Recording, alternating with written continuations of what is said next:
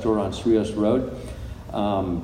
Just want to mention a few things. If you're thinking about that you have an art site and you haven't explored it yet, please check out expoartisan.com, because we hold the largest instructional and material event in the world. We've been doing it since 2000. We've moved it out to Buffalo Thunder. It's this September 28th through 30th. We're offering 120 short art workshops, 3-hour and 6-hour workshops, and we have the largest vendor booth we've ever had. We have 86 manufactured vendor booths coming out to sell discounted art supplies, free to get in.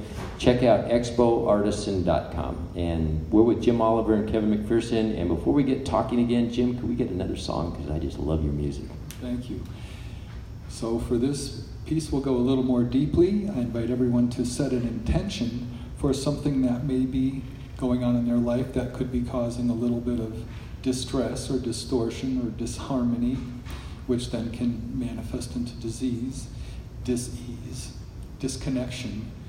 And so we're going to connect the dots and allow yourself to experience the expression, the healing is in the feeling. So allow yourself to really feel into the piece of music.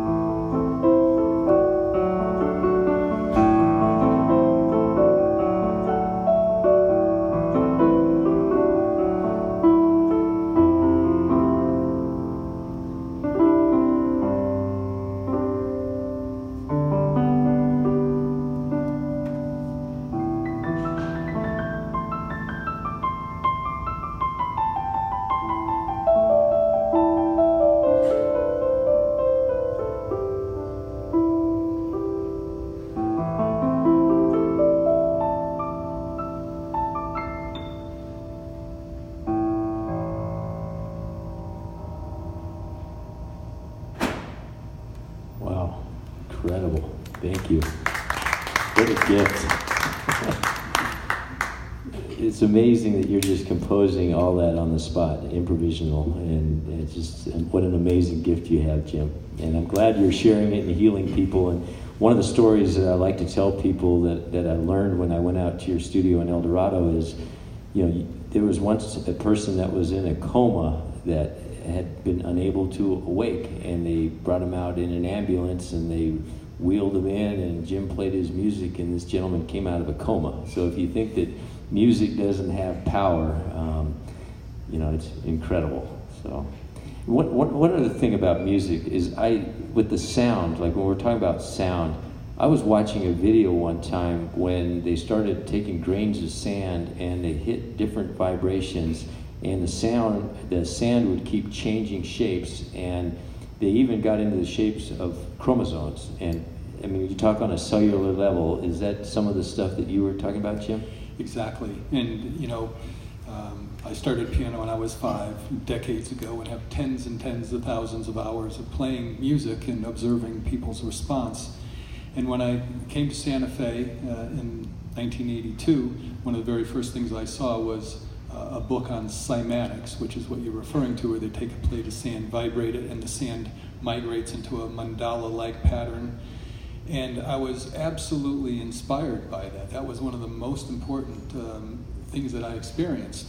And because the relationship between the particles of sand and the relationship to the cells in our body, it's a metaphor. Yeah. They are totally related.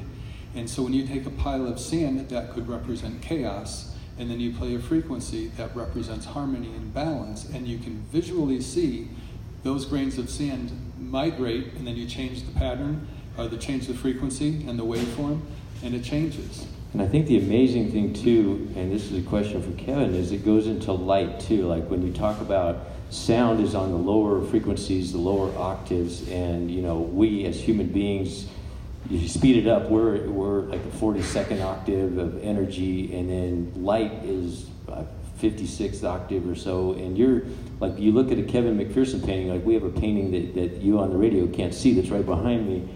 I mean, the emotion that you feel immediately through the vibration of light coming in, I mean, is that something you're conscious of, or does it just happen because you've been painting since you're 5 years old? I don't think I'm conscious of that on the scientific level like that. Okay.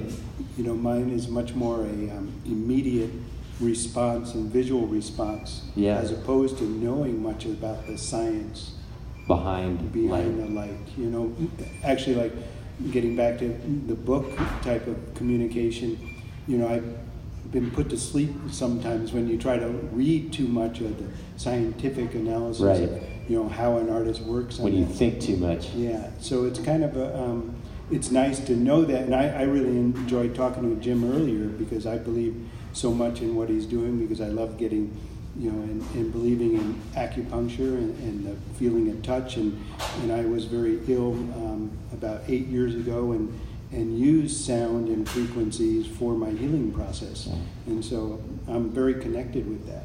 We're going to talk more about that. You're listening to Art Fusion, the art and music radio show, Saturday at noon, Talk 1260 AM, KTRC, and 103.7 FM. We're with Kevin Macpherson and Jim Oliver. Hang on, we're going to be right back.